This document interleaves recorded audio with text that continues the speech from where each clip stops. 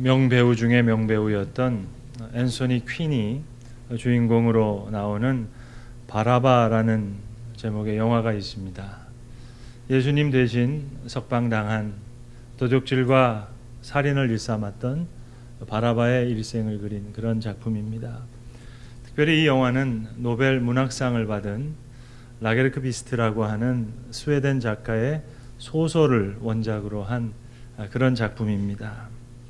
어디까지나 한 작가의 상상력에서 나온 이야기입니다마는 모든 이야기를 사실로 믿고 싶을 만큼 감동을 주는 그런 이야기입니다. 석방된 후에 그 바라바의 일생을 작가가 상상을 해서 그린 이야기입니다. 도적질과 폭력으로 가득했던 그 옛 삶으로 바라바가 다시 돌아옵니다. 전혀 변하지가 않습니다. 다시 죄악을 짓고 범죄하고 그러다가 여러 일들을 겪어서 저 유황 광산에 일하는 노역자가 됩니다. 또 여러 가지 일들을 겪고 이제 그는 콜로세움의 검투사로 나서게 됩니다. 종국에는 로마에 이제 불을 지르는 방화자까지 됩니다. 이런 파란만장한 사건 속에서 이 바라바가 신앙을 갖게 된다 하는 그런 장엄한 얘기입니다. 이 작품에는 아주 중요한 복선이 하나 있습니다. 영화에도 보시면 이 장면들이 계속 반복됩니다. 몽고하니 아무 말씀을 하지 않으시는 예수 그리스도의 모습입니다. 바라바가 풀려나면서도 멀리 있는 예수님을 바라봐요. 예수님 아무 말씀이 없으십니다. 또 중요한 장면에서 십자가를 지고 가시는 그런 예수님을 봅니다. 아무런 대사가 없어요. 영화에도 그냥 음악만 흐르고 마치 정지된 장면 같은 그 화면만 있을 뿐입니다. 바라바에게 한마디 건네주시는 예수님의 말씀이 없습니다. 골고다 언덕에 달려있는 예수님을 멀리서 바라보지만 역시 예수님은 아무 말씀이 없으십니다. 물론 이 작품에는 중요한 등장인물들이 나옵니다. 중요한 여자 주인공도 나오고 또 다른 남자 조연도 나옵니다. 라헬이라고 하는 창녀가 있습니다. 이 바라바가 예전에 참 아꼈던 여인입니다. 석방되고 나서도 제일 먼저 찾아갔던 사람이 이 라헬이니까는요. 그런데 이 몸을 팔던 여인이 완전히 변했습니다. 그 사이에 예수를 믿고 변했어요. 그런 일들을 겪게 됩니다. 그리고 이제 그가 유황 광산에 갔었을 때 같이 쇠사슬에 매였던 샤하크라고 하는 기독교인이 있습니다. 처음에 기독교인이니까 얼마나 사이가 안 좋았겠어요. 서로 다투다가 나중에 아주 친한 친구가 됩니다. 나중에는 이제 함께 검투사로 로마 콜로세움으로 가는데 이 창녀였던 라헬도 죽고 이 샤하크 검투사도 함께 죽습니다. 물론 이들의 죽음이 바라바에게 큰 마음의 충격을 주기도 하고 또 신앙으로 이끄는 하나의 계기가 되긴 합니다마는 이 작품에서 이어난 얘기는 그것이 아닙니다. 그건 겉으로 드러난 장면이고요. 작품에서 계속 반복적으로 이야기하고 있는 장면은 아무 말씀도 없으신 바로 그리스도의 모습입니다. 어디까지나 작가의 상상력이고 사실과는 거리가 먼 이야기가 되겠습니다마는 여러분 이것 한 가지만큼은 분명한 사실인 줄로 믿습니다. 아무런 말씀이 없으셨던 주님. 여기 사실 말씀이 없는 게 아니에요. 무궁무진한 말씀이 여기 있습니다. 그리스도의 침묵 속에 수많은 말씀이 있다는 말씀입니다. 오늘 본문에 나오는 헤롯은 사실 지금 기분이 좋아서 입이 찢어질 듯한 그런 표정입니다. 이 정치적인 상황을 좀 우리가 알아야 되겠는데 본문 마지막 절에 보시면 빌라도와 그리고 이 헤롯이 원래는 예전에 원수지간이었다 하는 말이 나옵니다. 누가복음 13장 1절에 보시면 아주 묘한 얘기가 하나 등장합니다. 성경이 이렇게 기록합니다. 그때 마침 두어 사람이 예수께 와서 한 문제를 가지고 아뢰었다. 과연 그때가 어느 때고 도대체 얘기한 문제가 무슨 문제였는지 그게 궁금합니다. 성경은 이렇게 기록하고 있습니다. 기록하기를 빌라도가 어떤 갈릴리 사람들의 피를 그들의 제물에 섞은 일, 그 일로 예수께 나와서 아뢰었다. 아주 흥미로운 얘기입니다. 오늘 본문에 나오는 헤롯은 갈릴리 지방을 다스렸던 갈릴리의 분봉왕 헤롯 안티파스를 이야기합니다. 그러니까 이 빌라도와 헤롯 안티파스는 사이가 좋을 수가 없었어요. 왜냐하면 위치적으로도 그렇습니다. 이 빌라도가 있는 총독부는 가이사랴에 있어요. 이 위쪽 갈릴리 지방에 있습니다. 그러니까 늘 함께 부딪히면서 여러 가지 걸끄러운 그런 사건들이 있는데, 그 중에 하나가 바로 누가복음 13장 1절이 기록하고 있는 빌라도가 여러 명의 갈릴리 사람들을 잔인하게 죽이고 그 피를 제물에 섞었던 사건이라는 거예요. 바로 이런 일들이 사실로 갈릴리 분봉왕 입장에서는 이거 껄끄러운 일입니다. 게다가 헤롯 안티파스는 지금 야망이 있는 사람이에요. 아버지는 헤롯 대왕입니다. 유다 전체를 다스렸던 사람인데 지금 자기는 자기 형제들과 함께 별로 크지도 않는 유다 나라를 지금 분봉왕 나누어서 다스리고 있어요. 그 헤롯 아켈라오라든지 헤롯 필립이라든지 이런 형제들과 함께 지금 분봉왕이 되어 있습니다. 그래서 그는 여러분 잘 아시는 세례 요한을 함께 죽였던 이 헤로디아, 자기의 이복 동생이자 이 배다른 형제죠. 헤롯 필립의 그 아내입니다. 그러니까 제수이자 촌수로 따지면은 조카가 되는 그런 헤로디아입니다. 이 헤로디아를 차지하려고 노력합니다. 그것도 사실은 자기의 영향력을 넓혀보려고 하는 그런 동기입니다. 요즘 말로 따지면 이 헤롯 안티파스는 갑이 아니에요. 갑도 아니고 을도 아니고 뭐 여러 가지 너무 지금 경쟁자가 많습니다. 뭐 분봉왕으로도 그렇고 빌라도는 한편으로 또 걸리고 또 대제사장들과 이 서기관들 같은 성전을 중심으로 하는 유대 권력자들도 유대 사회의 특성상 지금 종교적이고 문화적인 권력을 차지하고 있는 사람들이에요. 그러니까 헤롯 안티파스 입장에서는 여기저기 다 껄끄러운 존재들입니다. 자, 지금 6월절이 되어서 이 세 세력이 지금 다 예루살렘에 모여 있습니다. 총독 빌라도는 원래 그의 본부는 가이사랴에 있지만 6월절 때는 이 많은 사람들이 모이는 치안을 감독하기 위해서 지금 예루살렘에 와 있습니다. 이 예루살렘을 지키는 분봉왕은 헤롯 아켈라오입니다. 그러나 6월절 절기이기 때문에 지금 그의 형제인 헤롯 안티파스가 지금 같이 예루살렘에 와 있습니다. 그런데 여러분 아시는 대로 예수님에 대한 고소는 바로 가야바와 그의 장인 안나스에 의해서 일어납니다. 성선 중심으로 한 이 사람들의 눈에는 예수님이 눈의 가시예요. 그래서 유대 공의회로 모여서 여러 가지 종교적인 제목에다가 그리고 이제 로마에 대한 세금 납부를 거부하는 것을 선동한다 하는 그런 정치적인 기소 내용을 덧붙여서 지금 빌라도에게 지금 가지고 온 겁니다. 근데 빌라도가 계속 보니까 아무리 봐도 죄가 없어요. 빌라도 편에서는 이게 아주 골칫거리입니다. 그래서 빌라도가 오늘 누가복음 23장에 보시면 처음부터 쭉 예수님을 신문하고 있어요. 근데 신문하다가 기가 막힌 출구를 하나 발견하는 거예요. 오늘 그게 뭔고 하니 예수님 신문하시다가 5절 이하에 보시면 무리들이 큰 소리로 이 예수님을 가리켜서 저가 갈릴리로부터 시작해서 이곳 예루살렘까지 와서 백성을 소동한다 하다이다. 이 말 중에 갈릴리라는 말에 귀가 번쩍 뜨이는 거예요. 아주 무릎을 칩니다. 옳거니 그가 정말 갈릴리 사람이냐 다시 되묻습니다. 갈릴리 사람이라는 것을 알게 돼요. 그래서 지금 갈릴리의 분봉왕 헤롯 안티파스가 예루살렘에 와 있기 때문에 갈릴리 사람이라고 했으니 갈릴리 출신, 갈릴리 관할, 갈릴리 분봉왕 그에게 보내는 것이 좋겠다. 이렇게 해서 지금 빌라도는 슬쩍 일들을 골칫거리를 지금 떠넘기게 된 겁니다. 그런데 헤롯 편에서는 이게 기분이 좋은 거예요. 입이 찢어질 만큼 지금 걸렸어요. 기분이 좋아요. 자기를 인정해 주는 것 같거든요. 갑이 된 것 같아요. 여긴 엄연히 예루살렘인데 갈릴리 출신의 문제라고 해서 이 갈릴리 분봉왕을 생각해서 예수님을 데리고 왔단 말입니다. 그것뿐만이 아니에요. 사실은 여기 숨겨진 몇 가지 마음이 있습니다. 본문에는 그저 헤롯 왕이 이제 천박함을 드러내면서 기롱하듯이 신기한 기적이라도 볼까 여러 가지로 그저 신문했다. 그렇게만 기록되어 있습니다만 누가복음 9장 7절과 9절에 보시면 이런 말씀이 있습니다. 분봉왕 헤롯이 사람들이 예수를 가리켜 성경 그대로 이렇게 기록되어 있습니다. 요한이 죽은 자 가운데서 살아났다고 하니 심히 당황하여 이르기를 요한은 내가 목을 베었거늘 이제 이런 일이 들리니 이 사람이 누군가 하며 그를 보고자 하더라. 헤롯 안티파스에는 지금 세례 요한의 목을 뱉는데 사람들이 일컫기를 예수를 가리켜 세례 요한이라 하더이다. 죽은 세례 요한이 다시 살아났다 하더이다. 마음이 불편한 거예요. 그래서 성경에 보시면 예수님도 바로 이 헤롯 안티파스를 향해서 너희가 여호와에게 가서 전하라. 아주 썩 좋지 않는 그런 사건입니다.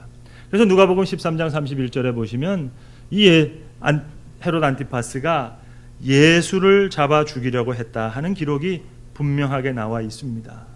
자, 그런데 그 예수가 지금 붙들려 왔어요. 그것도 자기는 손 하나 안 대고 지금 빌라도와 여러 대제사장들이 이렇게 저렇게 해서 지금 예수님을 헤롯 왕 앞에 데리고 왔단 말입니다. 그래서 지금 여러 말로 묻고 있는데 아무 말도 대답하지 못하고 있어요. 기분이 좋아졌어요. 그래서 본문에 있는 대로 이 헤롯이 그 군인들과 함께 예수를 업신여기며 희롱하고 빛나옷을 입혀 빌라도에게 돌려보내니 헤롯과 빌라도가 예전에는 원수였으나 당일에 서로 친구가 되니라. 오늘 성경은 그렇게 기록하고 있습니다. 성도 여러분, 제가 서두에 노벨 문학상을 받은 라게르크 비스트의 바라바라고 하는 작품을 말씀드렸는데 전 물론 그런 은사가 없습니다. 그러나 만약 하나님께서 저에게 문학적인 은사를 주신다면 전 사실 헤롯 안티파스에 대한 글을 한번 쓰고 싶어요. 사실 이 헤롯 안티파스의 삶에는 모든 소설적인 요소가 다 들어가 있습니다. 그리고 여기에는 그렇게 큰 문학적인 상상력이 필요가 없는 것이 많은 역사적인 사실이 그대로 남아 있습니다. 여러분, 이 헤롯 안티파스가 어떻게 된 줄 아십니까? 말 그대로 권불 10년이라고 달이 차면 달은 기울은 법입니다. 그토록 그가 찾았던 권력과 명예 이제 한순간에 떠나고요. 말 그대로 화무 11홍입니다. 붉은 꽃이 열흘을 가지 못합니다. 여러분, 우리가 헤롯 안티파스가 그의 본초를 버리고 세례 요한을 같이 죽였던 그 헤로디아와 재혼한 이야기를 성경에서 읽어 알지 않습니까? 그런데 이 헤롯 안티파스의 본처가 누구였는고 하니 나바티아 왕국의 딸이었습니다. 나바티아 왕국이라는 것은 아라비아를 얘기합니다. 그러니까 그 본처가 아라비아 왕국의 딸이었기 때문에 자, 이 나바티아 왕국이 이 지금 이혼하고 재혼하는 과정에서 헤롯 안티파스를 좋아할 수가 없어요. 그래서 이것을 근거로 해서 실제적으로 역사적으로 보시면 예수님 돌아가시고 나서 3년 후에 바로 이 나바티아 공화국이 헤롯 안티파스에게 싸움을 걸어옵니다. 게다가 원래 분봉왕 헤롯 필립에 속해 있던 사람들은 헤로디아에 대해서 마음이 안 좋고 안티파스에 대해서도 좋은 마음이 없어요. 그래서 함께 지금 공격을 해옵니다. 그러니까 이게 지금 어떻게 합니까? 헤롯 안티파스는 맞서서 싸우다가 힘이 붙여요. 그래서 결국은 로마 황제 티베리우스에게 원조를 요청하게 됩니다. 여러분, 이 로마 황제 티베리우스에게 잘 보이려고 이 갈릴리 분봉왕이었던 헤롯 안티파스가 얼마나 많은 노력을 했는지 모릅니다. 여러분, 성경에 보시면 갈릴리 바다를 뭐라고 부릅니까? 디베라 바다라고 불러요. 왜 디베라 바다겠어요? 갈릴리 분봉왕으로 있으면서 야, 갈릴리 바다 이제 갈릴리 바다로 부르지 마. 이건 디베리우스의 바다야. 디베라 바다라고 갈릴리 바다를 불렀던 사람이 바로 이 헤롯 안티파스입니다. 그뿐만이 아니에요. 갈릴리 지방의 가장 큰 도시가 바로 가이사랴 빌립보입니다. 세서리아 필리파이, 시서의 도시라 이거예요. 이건 티베리우스를 위해서 만들어 바친 그런 도시입니다. 그러고 보면 이 헤롯 안티파스요, 참 나름대로 수고 많이 했어요. 많이 애썼어요. 이 지금 갑이 되려고 참 어떻게 보면 로마의 관계에서 그런저런 관계입니다. 자, 어려움에 처하다 보니까 이제 로마 황제 티베리우스가 원조를 해서 원조를 받고 겨우겨우 문제를 해결하려고 하는데 이 티베리우스 황제가 죽게 됩니다. 여러분, 인생이 기가 막힌 게요, 이야기가 여기서 끝나는 게 아닙니다. 역사적으로 보셔도 로마 황제 티베리우스를 이어서 왕이 된 로마 황제가 누굽니까? 그 유명한 갈리귤라예요. 방탕과 타락의 대명사 갈리큘라가 티베리우스를 이어서 황제가 됩니다. 티베리우스는 그래도 그런대로 좋은 황제였어요. 그런데 이 갈리큘라는 아주 못된 황제입니다. 게다가 이 못된 황제에게 아주 가까운 못된 절친이 하나 있었는데 그게 바로 헤로디아의 오빠입니다. 촌수가 복잡하죠. 그러니까 헤로디아의 오빠, 이 사람이 바로 헤롯 아그리파 1세가 됩니다. 이 갈리굴라가 황제가 되기 전에 나쁜 짓을 합니다. 나쁜 짓에서 감옥에 들어갈 뻔했는데 이 감옥에 이 아그리빠가 대신 로마에서 유학하면서 대신 감옥에 들어가줘요. 그러니까 얼마나 절친한 지금 절친이에요. 이 갈리굴라가 로마의 황제가 되니까 그 다음부터는 이제 아그리빠는 이제 길이 열린 거예요. 그래서 이제 유다 왕으로 보냅니다. 분봉왕이 아니에요. 분봉왕 싹 쓸어버리고 이제 헤롯 아그리빠 1세가 유다 전체를 다스리는 왕이 되고 헤롯 안티파스는 이제 유배로 가게 됩니다. 리옹 지방으로 유배 갑니다. 요거까지는 그대로 역사에 기록되어 있는 이야기입니다. 자, 그러면 여러분 유배가 있는 이 헤롯 안티파스의 입장에서 한번 인생을 돌이켜 볼까요? 야, 이게 지금 인생 무상 아니에요? 티베리우스에게 잘 보이려고 갈릴리 바다도 티베리아 바다라고 부르고 세서리아 필리파이, 시서의 도시라고, 지금 티베리우스의 도시라고 갈릴리에서 제일 큰 도시도 만들어서 자기는 고작 갈릴리 분봉왕이었어요. 조금 더 영향력을 좀 넓혀보기 위해서 이복 동생, 부인이자 촌수로는 조카였던 이 헤로디아, 이 요사스러운 헤로디아랑 결혼하기 위해서 그 많은 욕을 먹어가면서 이혼하고 재혼했는데 헤로디아의 오빠라니까요. 아그리빠 1세가. 그러니까 촌수가 복잡해요. 처남이면서 조카인 아그리빠 1세에 의해서 한순간에 밀려나서 유배지로 갑니다. 그대로가 역사적인 사실이에요. 자, 저는 여기서 제가 작가라면 여기서 한번 문학적인 상상력을 한번 발휘하고 싶어요. 누가복음 8장 3절에 보시면 예수님의 공생의 사역을 위해서 물질적으로 가장 후원을 많이 한 명단, 사람의 이름이 한 명 나옵니다. 여러분 누군지 혹시 아시겠어요? 성경은 분명하게 그 사람의 이름을 기록합니다. 바로 헤롯 안티파스의 청지기였던 구사의 아내 요한나가 그의 소유로 예수를 섬겼더라. 그렇게 기록합니다. 그러니까 헤롯 안티파스의 청지기였던 가정이 예수님의 생애에 있어서 가장 큰 물질적인 후원자였어요. 자, 그렇다면 한번 상상해 볼까요? 이 유배지로 쫓겨갔던 헤롯 안티파스를 이제 예전 집안의 청지기였던 구사와 그의 아내 요한나가 한번 찾아가서 전도했다고. 그렇게 한번 상상해 보면 어떨까요?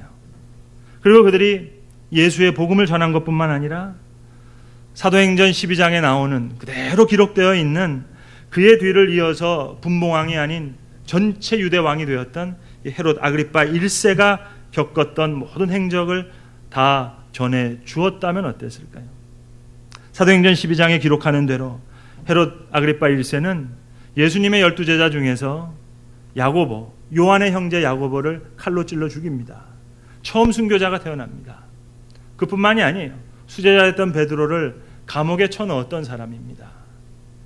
그리고 이 헤롯 아그리빠 1세가 사도행전 12장 20절 이하에 기록된 대로 나를 택해서 사람들 앞에 자기를 드러내보고자 아주 찬란한 왕복을 입고 단상에 올라가서 연설을 할 때 사람들이 다 외칩니다. 야, 저거는 신의 소리고 사람의 소리가 아니다. 자, 이렇게 그가 연설을 할 때 성경에 그대로 기록되기를 헤롯 아그리빠 1세가 자기 영광을 취함으로 주의 사자가 곧 친히 벌레에게 먹혀 죽은지라. 만약 이 헤롯 아그리빠 1세의 모든 이야기를 듣고 또 구사와 요한나의 전도를 받아서, 물론 상상입니다만, 만약 헤롯 안티파스가 그 유배지에서 그의 모든 죄를 회개하고 예수의 복음에 무릎을 꿇었다면 말입니다. 어디까지나 상상이지만 만약 그랬다면 여러분 거기에는 반드시 오늘 본문의 이야기, 아무런 말씀하지 않으셨던 그리스도의 침묵 앞에 드러냈던 자신의 천박함에 대한 회개가 분명히 있었을 겁니다. 그리고 아무런 말씀을 하지 않으셨던 바로 그 그리스도의 모습에서 그는 수많은 주의 말씀을, 주의 음성을 들었을 겁니다. 여러 말로 물으나 예수는 아무 말도 대답하지 아니하셨다. 말씀하지 않으신 그리스도. 성도 여러분, 여기 정말 아무 말씀이 없는 겁니까? 조금만 더 진실하게 마음의 귀를 기울였다면 어땠을까요? 사실 무궁무진한 말씀을 다 들을 수 있었어요. 여러분 어떻게 생각하세요? 오늘 본문에 나타나는 예수님의 숨겨진 마음 말입니다. 예수님 마음이 어떤 마음이셨겠어요? 이놈의 새끼 내가 입을 절대로 여나봐라. 내가 너 같은 놈하고는 이놈아 한마디도 안 섞을 거다. 그런 마음이셨을까요? 아니죠.